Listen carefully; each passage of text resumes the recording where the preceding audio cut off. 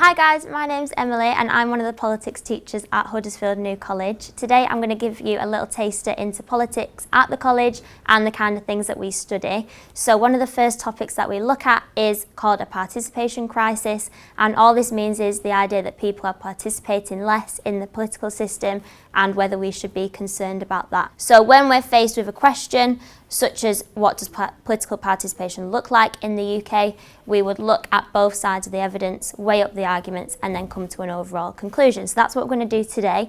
But before we do that, it's important to look at why this topic is important.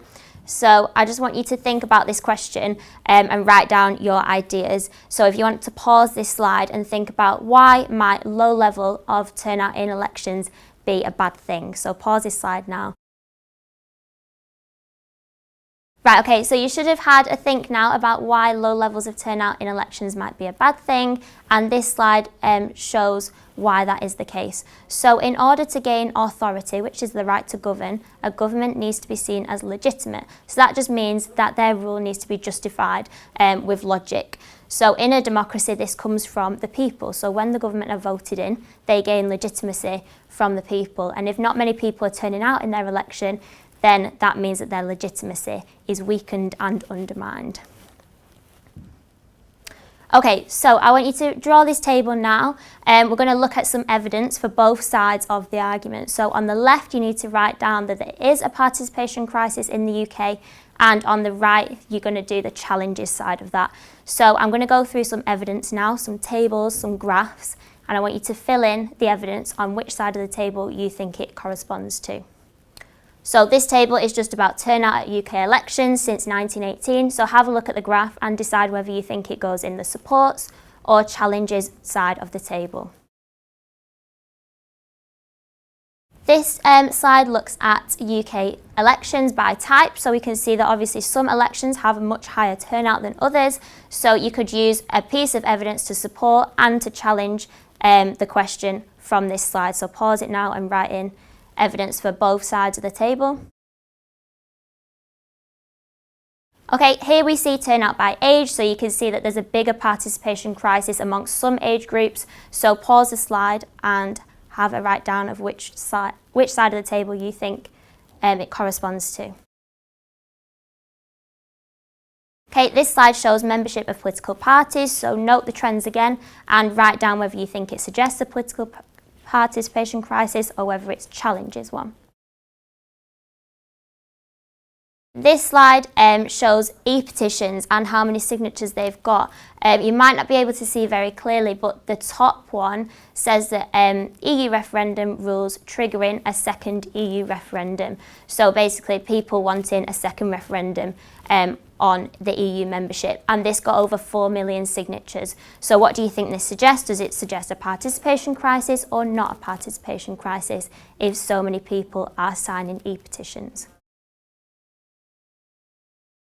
And then this slide shows membership of pressure groups. So pressure groups are another way that people can participate. So decide now whether you think it supports or challenges that the UK population are not participating in politics. This slide shows the turnout at the EU referendum in 2016, so you can see that it was 72.2%, which is higher than the 2019 general election. So do you think it supports or challenges a participation crisis? And again, this shows the turnout at the Scottish referendum, which was 84.6%. So which side of the table do you think it goes in? And then this slide shows some examples of direct action that has been increasing in the UK. So you'll see some examples that you've seen in the news recently. Do you think the rise in direct action supports or challenges a participation crisis? Okay, so hopefully you've gone through those slides now and you have a full table for either side of the argument. I'm going to go through now what you should have in those sides of the table. So firstly, to suggest that we do have a participation crisis, hopefully you got that turnout at general elections has decreased since 1950. So the average turnout at general elections from 1945 to 1997 was 76%. In 2009, the turnout was 67.3%. So we are seeing that it has declined since 1950, which would suggest a participation crisis. Second of all, we looked at different types of elections. So you can see in what we call second order elections, which are things like local elections, the turnout is much lower.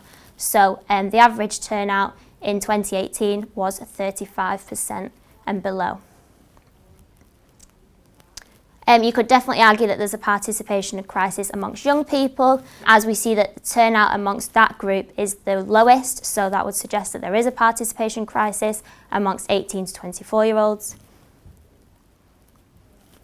And when you looked at membership of the main political parties, you can see that it has decreased significantly. So it's actually the case now that the RSPB has more members than all of them combined. So you can see there that it has drastically decreased, which would support the idea that there's a political participation crisis. Okay, on to the other side of the table then. So to suggest that there isn't a participation crisis, you should have got that people are signing more e-petitions now, which would suggest that they're participating in different ways than in the past. So over 4 million signatures for a second EU referendum would suggest that people are engaged in the political system. The next one is that people are just participating again in different ways. So instead of joining political parties, they are now joining pressure groups. So it's just another way for them to have a say on what's important to them. So you will have seen a lot in the news about Extinction Rebellion. A lot of people are going, joining that pressure group as a way to get their voices heard. So in referendums, we've seen that the turnout has been especially high over recent years. So it was 72.2% in the EU referendum and 84.6% in the Scottish referendum, again suggesting that people turn out when it matters to them. And finally, just a point on single issue politics. This is just the idea that people take direct action when a matter rises that is important to them, again challenging the view that there's a participation crisis. Okay, so just a little conclusion activity for you then. So from what we've discussed, I want you to decide whether you think there is a participation crisis or if there's not, based on the evidence. So write a small paragraph justifying your opinion based on the evidence. And I hope you learnt something today and I hope you enjoyed it. Thank you.